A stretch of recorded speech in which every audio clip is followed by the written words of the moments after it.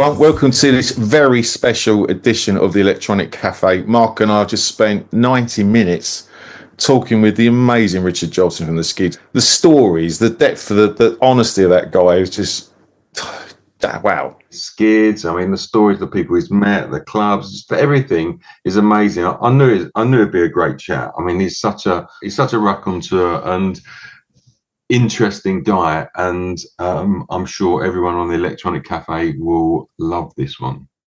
And come on, let's just talk about Rusty Egan.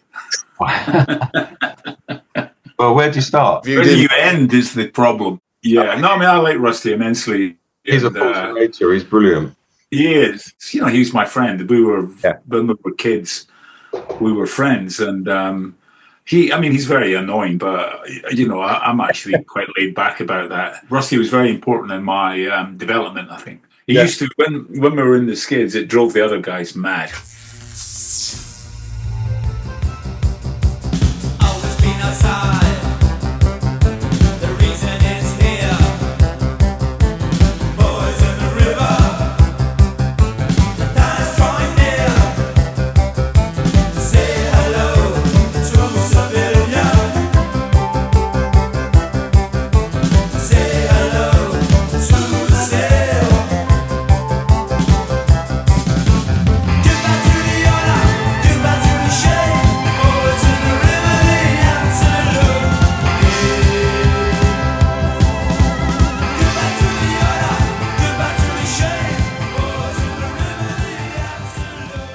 So I thought, right, I've got this new band.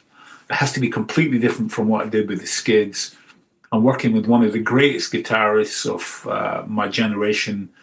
Let's give them a name that's about something new. We took Armoury Show. It was actually from a poem that I'd written called Armory Show. And we went with it. And it was initially a very, very exciting project.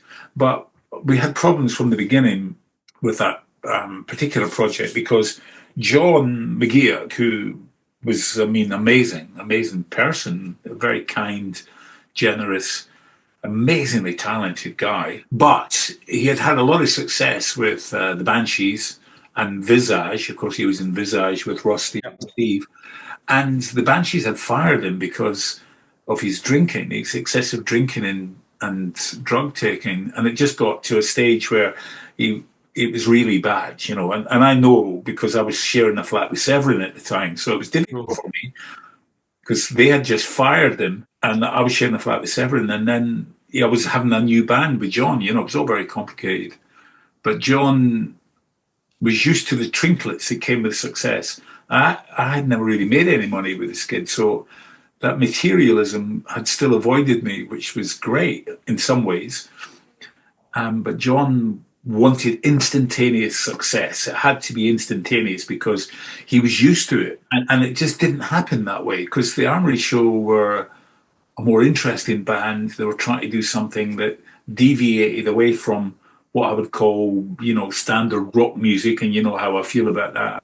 It's not something I like very much. So I wanted it to be a much more interesting band, somewhere between the Skids and Magazine, maybe, you know, in that territory. It's so easy to see why who will rise, he will fall again. I see in your eyes, there's Susan Spain. So that's where we were headed. But John became impatient for success, and you know, he had a nice house, he had a car, a motorcycle, he had a great life, and he wanted that life to get even better. Whereas I was there for the experience. I didn't care about any of those things. We had a problem from the beginning, and our management really thought we were going to be the next U2, which was never going to be the case. I think if we'd done another album, it might have got better, but John wouldn't have got better because of his, you know, his indulgence would never have got better. So he told me one day he'd been speaking to Lydon and he was going to go and join Pill. And, you know, I wasn't actually even upset. I was kind of relieved in a way, you know, because I'd had enough of the music industry by then. So fucking disappointed with people and their behaviour, and the drugs and the alcohol used to piss me off. Although I never really said much about it, but it was just too much. And I said I'll never come back because it's full of vipers and idiots, and I can't go back. So I left, and I found my way in through other things, from new type of television that was coming out, a younger, more vibrant thing, and because I don't suffer from nerves, it was easy. It was just so easy for me to do that. Not that I particularly liked it, but it was a stepping stone. And then did some crazy things like modelling, where I was being taken all over the world to do campaigns for, like Ralph Lauren or Comme des Garçons or even BMW, So it was great, and started to make a couple of quid at last, and enjoy myself. And then that led into other things where I started to work in a movie program. Then I started to make movies, write scripts, produce movies, and then eventually write and direct, which was amazing. But the thing I love doing the most, and this has been consistent from childhood to today, is sitting at my desk, which is just behind me, with my large collection of pens and writing. And that's what I love, because I can do it on my own. Whereas music, I'm not confident enough to do it on my own. I need other people around me. Same with films. I mean, you need so many people for that kind of thing. But writing, it's just me, and I really, that's what gives me the most pleasure. Just write, and it's great. And if it doesn't work, I know it doesn't work, so it will never see the light of day. But I mean, I think I'm on my 15th book now. So it's not bad. Yeah. So. It's been really a good journey, and I'm not going to stop. I'm going to continue doing that, because that I can do for as long as I'm able to. I've got a few pens to get through there. I am so high but fell so low. Heard your dreams, want you to know. I sang along with your new song. This is our world. Can you hear us? This is our world. This is our world. Can you see us? This is our world. Richard, this is totally amazing. I mean, your life is so amazing, all the stories you've got. Through happenstance, you probably worked with two of the most gifted and creative guitarists, like Stuart Adamson, who was an amazing guitarist, and obviously John McGeoch was an amazing guitarist. You must be find yourself like feeling very lucky to have found these guys and then fallen into bands with them, because they're just so influential.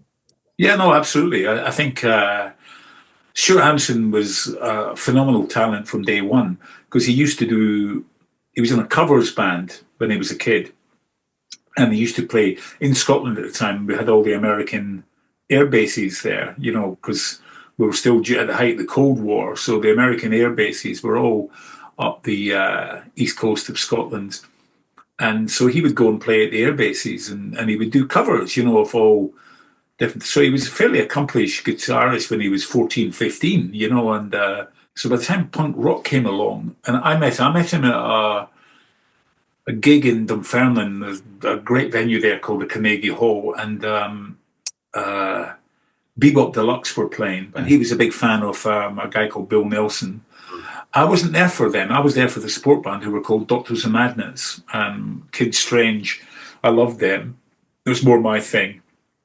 So I was there, and dressed in my, pre-punk finery, and loved the Doctors of Madness. Waited around a bit for Bebop Deluxe. Not really my thing. It was a bit too guitar hero-y, a bit more rock. And I think they became better when Bill Nelson did something called Red Noise. It was really much more my thing, I think, much more interesting. So I was kind of leaving the gig after a couple of songs when I realised it's just not for me. And they came, Stuart Adamson and this other guy came after me, a guy called Bill Simpson, and that's how we met. And they asked me to do an audition for the band that week. They were going to start a band and didn't have a name for them.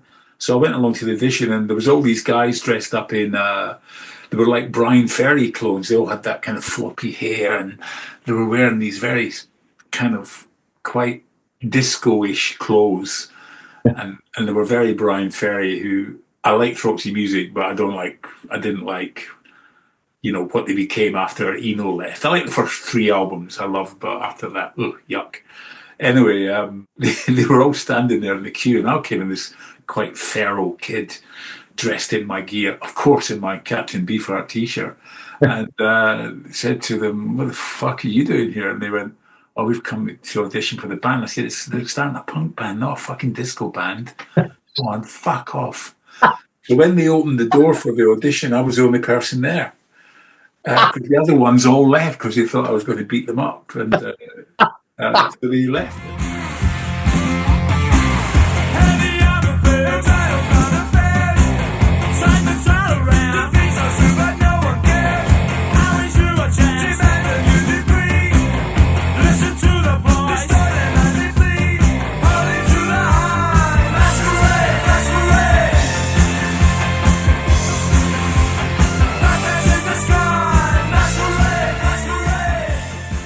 So I did an Iggy Pop song called "I Want to Be Your Dog," which is very easy. Yeah. It's only a couple of chords. A song that I love very much. Great lyrics. And we did it in a working men's club. So there was all these guys sitting around smoking and drinking beer, looking fairly desultory and sad and messed up. And there was this in the corners, this crazy thing going on. And I just decided to go for it, explode. And I remember the bass player said to Stuart Adamson, "This guy's shit. He can't dance and he can't sing." And Adamson went, "He's perfect. He's our man." And that's kind of how it worked a lot, that explosiveness, I mean, the song that changed our life was "Into the Valley," of course. And Of course.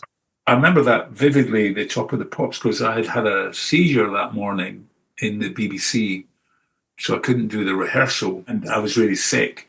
And so Stuart Adamson said to the people with signed to Virgin Records, "He's too ill, he can't do it." And they went, "But this is the chance of a lifetime. It's Top of the Pops. It's like 20 million people watch this show. You've got to do it."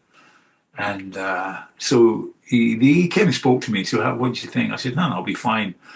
But we couldn't rehearse.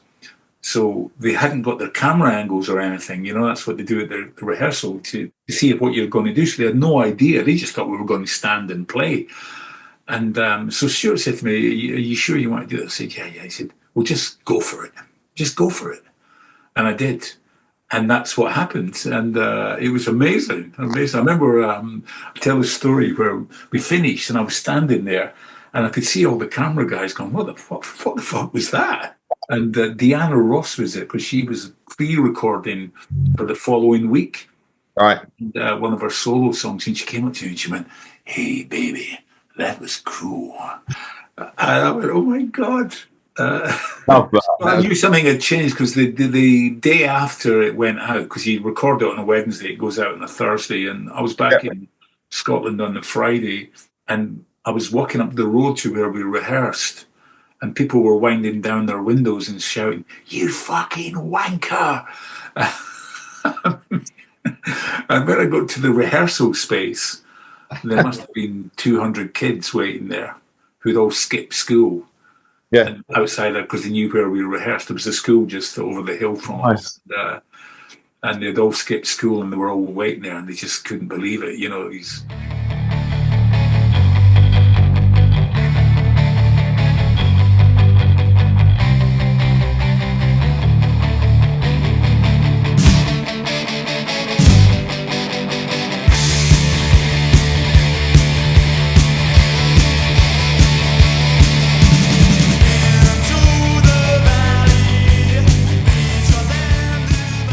a fantastic venue in Dunfermline called the Kinema, and the Clash played there. We supported them. David Bowie had played there. You know what I mean? It was like Barrowlands of the East. We're from the East, not the West, and it was quite something. This venue, and within 2 weeks of that single being released, we headlined that place because the cult had become huge. I remember looking outside, because I was out talking to mates from school and stuff, and who were all there. And I just saw bus after bus turning up, and all these people kind of my age getting off the buses. And because one of the things that I was very clear about to the band was that a lot of them, because they were much older than me, that when we did gigs, when we were, like, saying, going to Liverpool, Sheffield, Manchester, Newcastle, whatever, we had to do a matinee. And they'd go, well, why? I said, because the people my age can't get in.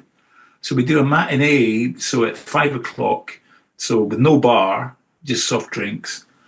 And then we have a break, and then we do the show in the evening. And we did that. We did that for years and years, and don't get much credit for it. And it was a really brilliant thing to have done. And it got so crazy that I made the band do this. So, well, it's a bit of a dodgy name now. It's called Skids for Kids, which sounds a bit dodgy now. But we would turn up at a school with the headmaster's or headmistress's permission and play on the back of a lorry at lunchtime.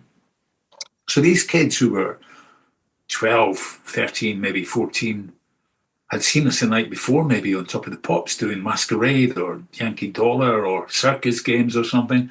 And there we were in their school, playing and hanging out with them. And it was a big thing for me, that. It was a big, big thing that I made the band do the matinees. Stuart hated it because, you had to play twice, And a skid set, as you saw in Southampton, even at this stage of our vintage, we still go for it, And I'm looking at a photograph on my wall. You can't see it, but it's of Stuart and I at Hammersmith Odeon in London when we last gig we ever did together in the UK, and I'm flying through the air in that direction, and he's flying through the air in that. It captures this incredible energy and excitement of these young guys. But it was a big, big deal for me when we started to do those matinees, and I was very proud of that because we were the first band to ever do it, and lots of people picked up on that because I was only allowed to get into the venues because I was in the band, Otherwise, I wouldn't have got into most of them, And some of the venues in Scotland were, because the laws were so draconian, it's very Presbyterian culture up there, and some of the laws were 21. You couldn't go to these bars unless you were 21, Adamson said to me when some of the places that were 21, he says, we're not doing 3 gigs, because he thought I might do a matinee, and then one for people who were kind of like 18 to 21, then the one for 21 to 25.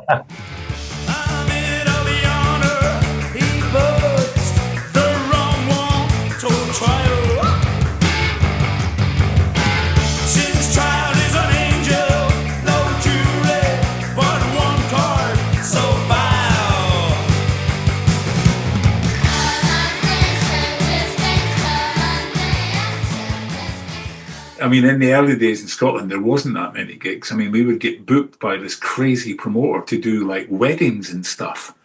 And we'd turn up in Inverness as the wedding band, as punks. And the bride was looking at the groom, what the fuck is this? I remember another time in Aberdeen, we got booked to do a barn dance. And we turned up, and no one had told us. And it was up in the northeast of Scotland. They're different to the rest of Scotland. They're physiognomically different. They're huge. They're like, the Vikings, basically, and those Aberdonians, and they're really big people, and you wouldn't fuck with them. They're serious kind of people, all working oil rigs and stuff, and tough, very tough. And we got booked to do a traditional barn dance. They were all there with the kilts on and stuff, and we turned up in leather jackets and black and white hair, and playing this music that they hated. Sometimes, you were lucky to get out alive, some of these things. So it was crazy. Funny, though, we had such a laugh in the beginning. I mean, sadly, with Stuart, it all went wrong, but that was inevitable, I think. He had a lot of dark stuff in his life, and also I irritated him so much by my appetite for adventure. And even though he understood that there was an existential thing going on there, but he just wanted me to calm down. I didn't have time to calm down. I just had to go with it. And but it's weird. I'm the one that's still here. Stuart's gone, McGeoch's gone. Yeah. Most of the people that I worked with have now gone because of drugs and alcohol and stuff. I mean, and these are two things that never really interested me, still don't. So, in a funny kind of way, the irony of it is the things that I couldn't do that they all did is the very thing that's kept me alive. Look, mate, 40 years on or whatever. I mean, this came out in 2023. Brilliant album. You've got a new Armory Show album coming out. I mean, it's all good, right? Yes, right. And books galore, I mean, I've just written a little book about my experiences of the Armory Show. It's called Dead Souls, after the title of the new album. It's a lovely little book. And I wrote a book called The Kreuzberg Sonata that was really successful for me. And I've done the sequel to it now, and that's coming out. And there's rumors that that's been turned into a 3-part series in Germany. It's about my life in the city of Berlin. Lived there for just under a year when I was young, with a girl, which ended very badly. She ended up taking her own life, sadly. So I wrote a book about it, and it's done really well. And it's exciting times. You just got to grasp the nettle and run with it, I think. Yeah. So your books and the new Armory Show album, and obviously the Skids album. I mean, I've ordered the Armory Show album from, there's a website in Scotland, I think, that I ordered. Last night from Glasgow. Yeah, I ordered it from there, but I see this week it's appeared on your Bandcamp page as well. So yeah, that's right. Yeah, because that's us, because we don't get any money from the other thing, so we use it. Because I mean, the Armory Show don't have a huge following; it's a cult thing. But the sun was so hot, my feet and hands were glued. You can run, I will follow. You can hide, I will find. You can run, I will follow. You can hide, I will find.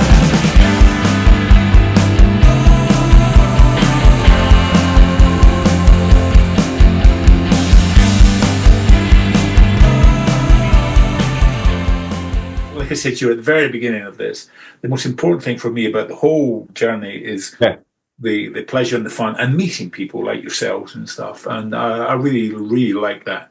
If it becomes cynical and about something else, I'm gone. Because I've seen it. I've seen people who've actually been worked with me who were only there to manipulate it in their favor for money. And also treated the audience was so appalling that I just thought, okay, you don't have the same values as me. So, because I wear this, there's a team in Germany I support called St. Pauli, and they're a very cool team from Hamburg.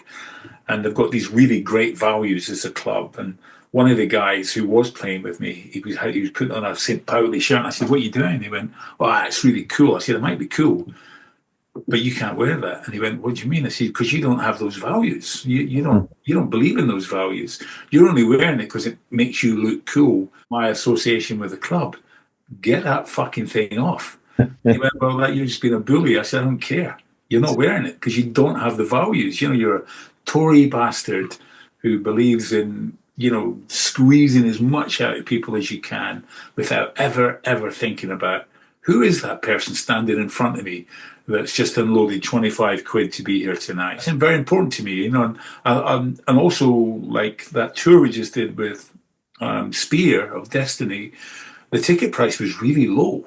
For two bands that played for that length of time and performed in the way they did, that was a very low price, because you're going to gigs now with bands like Stiff Little Fingers or The Damned, Stranglers, it's 50 quid. You go, like, what are you doing? Yeah. You can't, I mean, we're essentially, the audience is been grown up with us, and you're just ripping them off now, charging 100 quid for a sweatshirt. And so I'm on all that, I'm very much on it. And sometimes people appreciate it, sometimes people just take it for granted. But it doesn't really matter. If you don't have the values, I think it's a very positive thing, and something I'll stand by until I stop doing it. I may have to stop because I might not be up to it physically, but I don't think so. I feel strong as an ox at the moment, so that's good.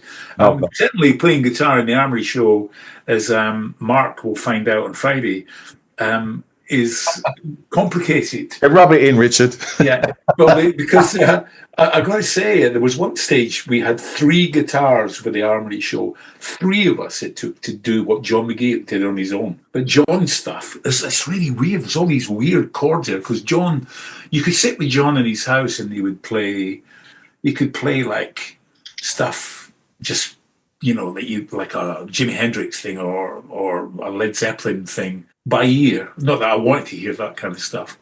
And then he would go and he could play classical, he could play jazz. I mean, he really was an exceptional guitar player. Sure, had his own sound with the Skids, which he evolved into something different with Big Country, to great success, I might add. But it was never for me. It never really connected with me. The lyrics or the music, they just didn't connect with me. It didn't. We do a couple of cover versions with the Armory Show. We do Light Pours Out of Me by Magazine as a homage to John.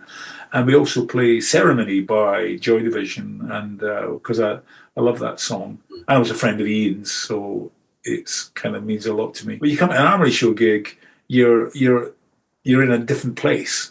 When you go to those kind of bands, it's like, oh God, you know what I mean? It's like everything that made me want to be in a band in the first place, because I hated it so much, and just, to me, it's like, that was like a betrayal of all of our values, like suddenly creating music like that, you're going, you got to be kidding, it's just... I see you in the arms of November. We sail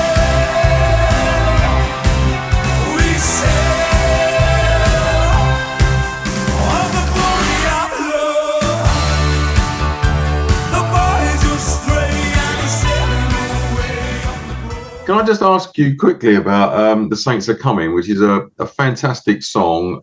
It's now getting the full credit it deserved since Green Day and U2 picked up on it for the Hurricane Katrina. I mean, how did that happen? Did you know beforehand that they was going to do that song? Or... yeah, I got a phone call from The Edge, and he said we're in a studio in London, and Abbey Road, the famous Abbey Road studio where the Beatles recorded their stuff, in that studio, I might add. I said, would you like to come down? We're doing a version of The Saints Are Coming, but we want to change one line, and we need you here to hear it and give us your permission. And I said, well, I'll give you my permission anyway, because they told me it was a charity record for the kids who lost their instruments during Hurricane Katrina. So, most people think I probably drive a Ferrari now because it was so successful. And I didn't get any money from it at all, zero. It went to the charity, every penny. So I went down, and it was quite something. There they were, the biggest rock band in the world, with the second biggest rock band in the world at the time, Green Day, with Rick Rubin, behind the keys. And then there was a filmmaker there photographing and filming it all, called Anton Corbin. Who did all the Joy Division songs and the Joy Division film control. And Depeche Mode, does all the Depeche Mode stuff. That's right, yeah. So he was there documenting the whole thing. And it was a pretty amazing experience. I mean, it was a bit overwhelming, really, because I think I said to you earlier that I wrote that song, in the lyrics, at least, in Dunfermline Library when I was a kid. And I used to tinker, play around on a piano. And not with any particular skill, but I could pick up little things. So the initial song I wrote, in the tune on the piano, as I did with Into the Valley, actually, I did the tune on that, and then Stuart took it somewhere magnificent with his guitar. So, my memory of it was like just being a little kid, really, and writing those words about, because U2 and Green Day thought it was about my father, who had passed away, but it wasn't about him. And they were just talking about what the lyrics meant and how perfect it was because of what happened in Florida with Hurricane Katrina.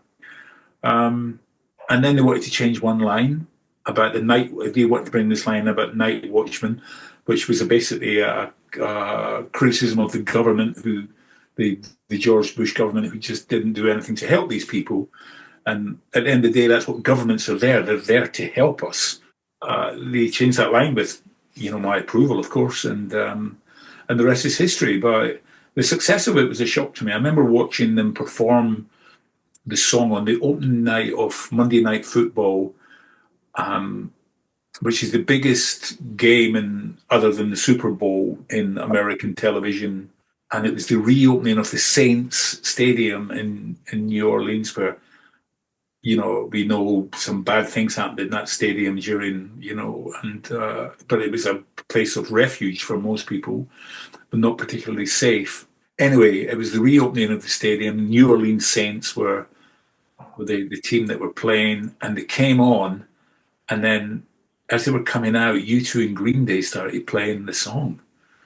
I mean, it was like, wow, Christ, I was watching this. It was, I know it's a cliche about the hairs on the back of the neck moment. You're like, what the fuck is this?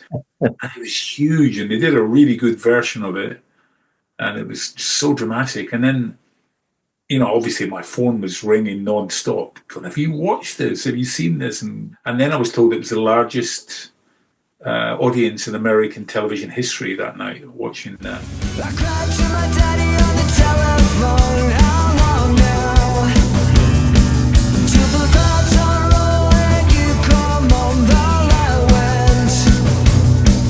But the shadows still remain since your descent, your descent.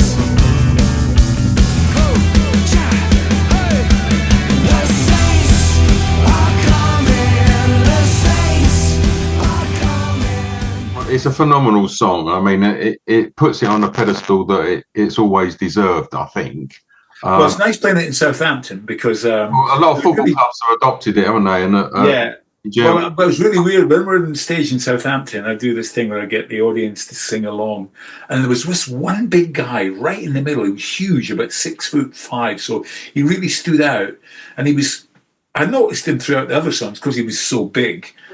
And he was having a great time. And then we did the Saints Coming, and I did the little thing about, it's been interesting how it's been adopted by the local team. And this guy just stood there with his arm folded, and he didn't sing along. And then somebody told me, I said, Christ, what was wrong with that big guy? He was having a great time. And did I say something to offend him? He said, no, did you not see the big tattoo on the side of his neck? I went, no. Pompey, it said.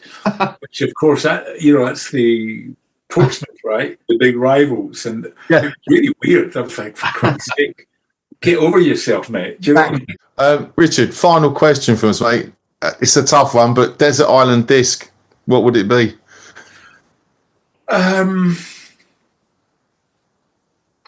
Probably Pale Blue Eyes by the Velvet Underground. And Great shout.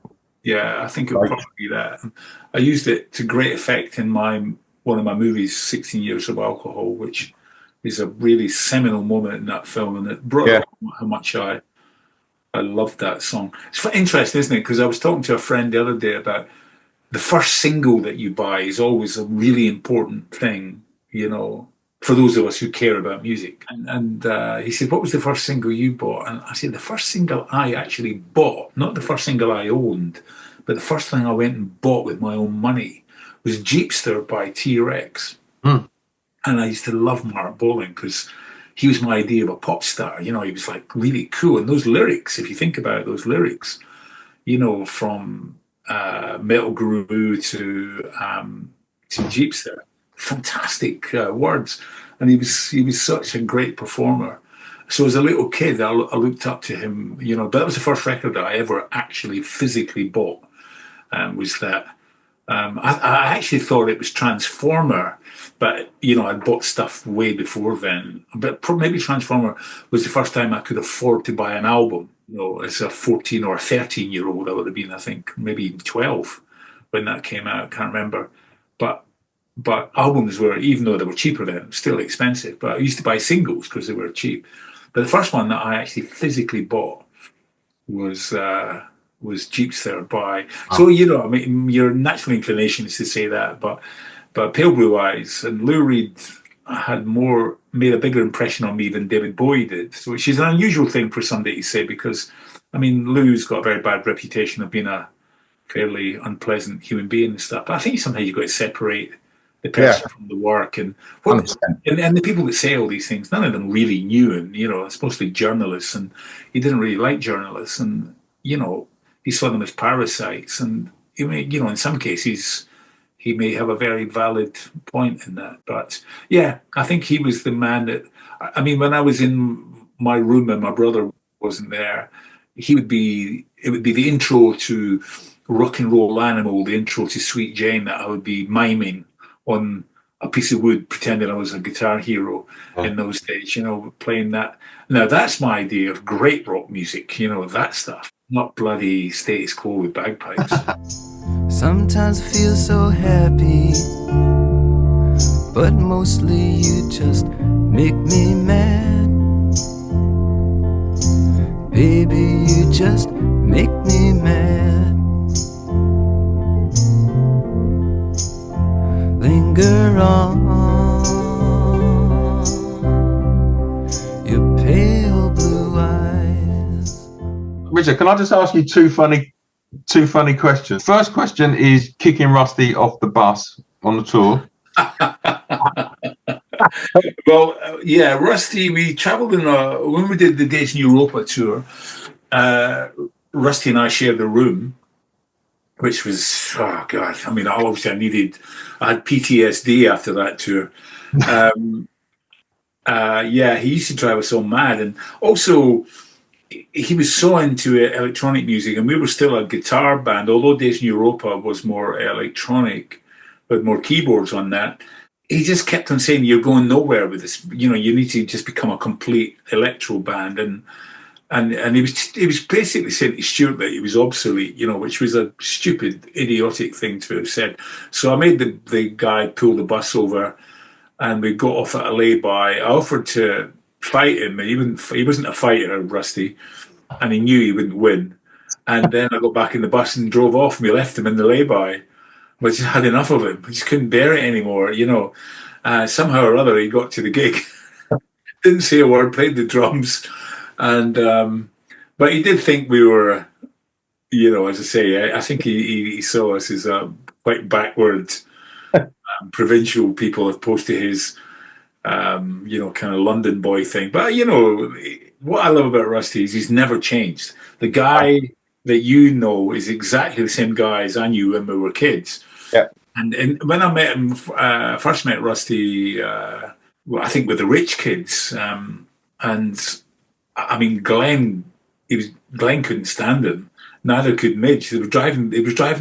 They all liked him, but he drove everybody mad because of these opinions. And then when you picked him up on some of his rather ridiculous ideas, he got quite angry with you and quite aggressive, and that was never going to work because, he might have been the big cosmopolitan kind of egalitarian, progressive city boy, but we were tough little fuckers, and from a housing estate. So he knew that, so he kept it under wraps to a degree. But listen, I could tell you stories where he was irritating, but I'd rather tell you the stories where he was amazing. And he got in the studio for the album Days in Europa. We did it in Rockfield in Wales, and it was him that changed our sound, not Stuart Adamson. It was Rusty Egan.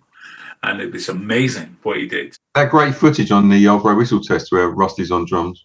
Yeah, absolutely. And we look good, we look good as a band and stuff. We look cooler than we did. And he had a big influence on us, Rusty. Some of it was really, really good. Some of it not so good. But I mean, as I say, I'd rather concentrate on the good stuff than the negative stuff. Because when I meet people who know Rusty out and about, they always hit me with Rusty's this, Rusty's that. I said, shut up. He's done more in a day than you've done in a lifetime. That guy, he's been out there.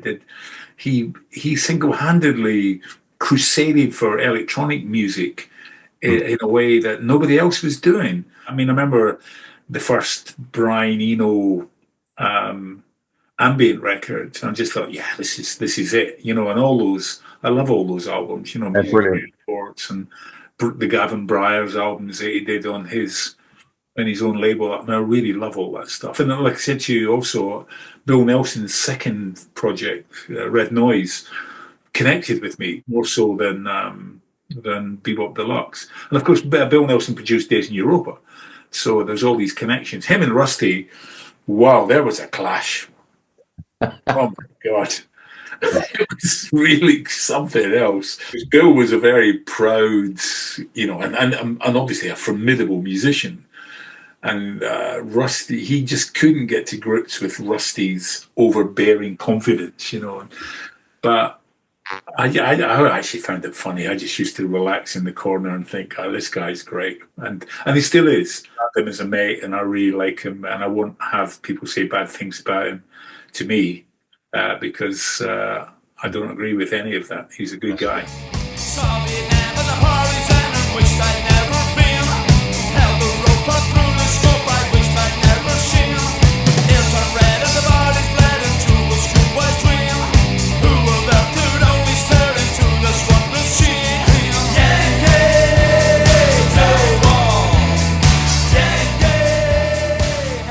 But I heard a funny story how you became friends with Simple Minds.